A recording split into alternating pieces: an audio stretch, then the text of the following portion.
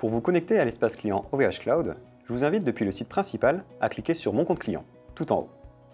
Une fois arrivé sur cette page, il faudra renseigner votre identifiant ou l'adresse mail principale. Votre identifiant est appelé nickhandle chez nous. Un nickhandle est composé de 2 lettres suivies de chiffres --OVH. Pour renseigner en dessous, votre mot de passe. Si vous n'avez plus votre mot de passe, il suffit de cliquer sur Identifiant ou mot de passe oublié en dessous. Alors, on vous enverra un lien de réinitialisation de mot de passe sur l'adresse mail principale de votre compte. Si jamais vous n'avez pas l'accès à cette adresse mail principale, vous pouvez passer par une procédure OVH. Pour cela, il faudra contacter notre support. Pour répondre à cette question, je vais d'abord me connecter à l'espace client OVH. Pour cela, comme je l'ai dit tout à l'heure, je vais renseigner mon identifiant commençant par 2 lettres, suivi de chiffres -OVH. Je renseigne maintenant mon mot de passe.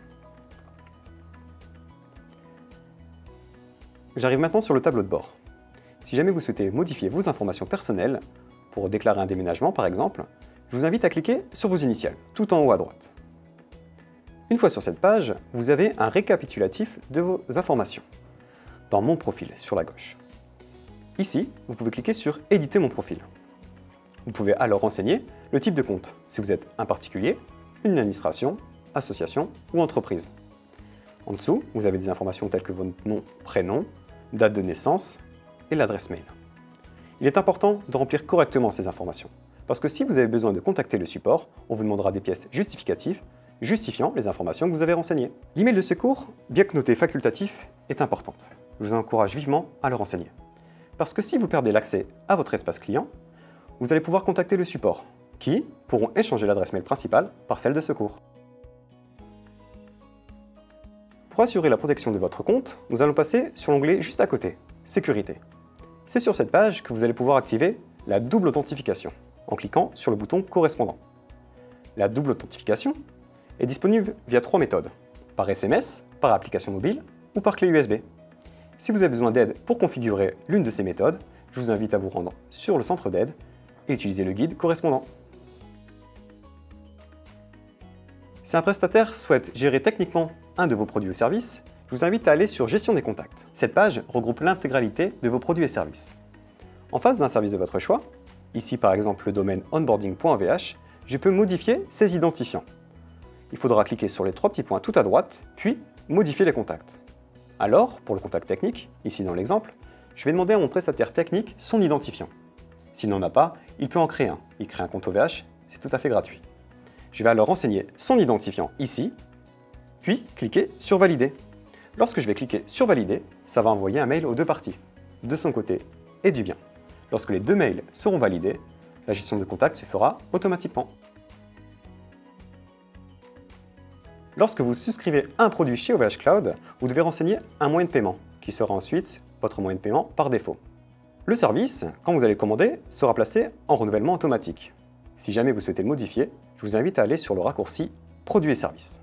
Ici, sur cette page, vous retrouverez l'intégralité de vos produits et services. Prenons l'exemple de onboarding.vh. C'est un domaine qui est bien actif, en renouvellement automatique, à date d'échéance en mars 2024. Si jamais je souhaite modifier ce mode de facturation, il me suffira de cliquer sur les 3 petits points tout à droite, puis configurer le renouvellement. Je pourrai alors changer le type de renouvellement, passer de automatique à manuel. Je cliquerai ensuite sur Suivant. Il faudra confirmer l'opération juste ici. Attention, votre service ne sera pas automatiquement reconduit à date d'échéance. Lorsque le service est expiré, il sera immédiatement suspendu. Il ne sera alors plus accessible et les données liées à ce service seront définitivement supprimées. Faites attention lorsque vous changez ce type de renouvellement. Si jamais votre paiement a été refusé ou vous souhaitez régler une facture, je vous invite à cliquer sur l'onglet correspondant, Facture, sur la droite. Cette page regroupe l'intégralité des factures. Vous pouvez voir la facture associée à quel numéro de commande, sa date d'émission, ainsi que son montant.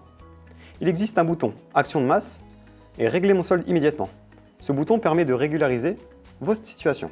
Par exemple, ici, j'ai un montant de 4,48 € est dû pour le renouvellement de mes services. Si je clique dessus, cela va me générer un bon de commande. Il faudra patienter alors jusqu'à 1 à 2 heures pour régulariser mes services. Si jamais vous ne souhaitez plus conserver votre service, vous pouvez le placer en résiliation. Pour cela, Reprenons l'exemple du domaine, onboarding.ovh. Je clique sur les 3 petits points tout à droite, puis résilier. On me demandera alors de remplir un formulaire, afin de connaître les raisons de ma résiliation. Lorsque je vais valider ce formulaire, le service et toutes les sauvegardes seront définitivement supprimés. Alors faites bien attention avant de valider cela. Afin de différencier un mail frauduleux d'un mail légitime, vous pouvez vous appuyer sur le guide disponible sur le centre d'aide. Ici, sur la gauche, on a bien un mail d'OVH Cloud. Sur la droite, un mail de phishing, c'est-à-dire un mail frauduleux. On vous donne 3 points d'alerte pour différencier les deux. Tout d'abord, l'expéditeur. L'expéditeur, à gauche, provient bien d'ovh.com. Nous voyons sur la droite qu'il ne provient pas d'OVH. En deuxième, l'objet du mail. L'objet aura toujours votre identifiant, donc votre nick handle OVH. À droite, le mail frauduleux n'a pas connaissance de cet identifiant.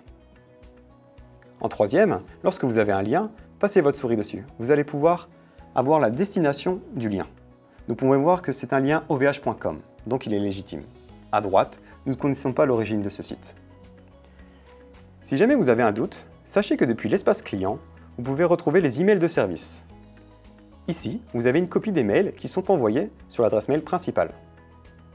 Attention, vos demandes d'assistance ne sont pas sur cet onglet. Pour retrouver vos demandes d'assistance, il faudra aller sur le raccourci tout en bas, Mes demandes d'assistance.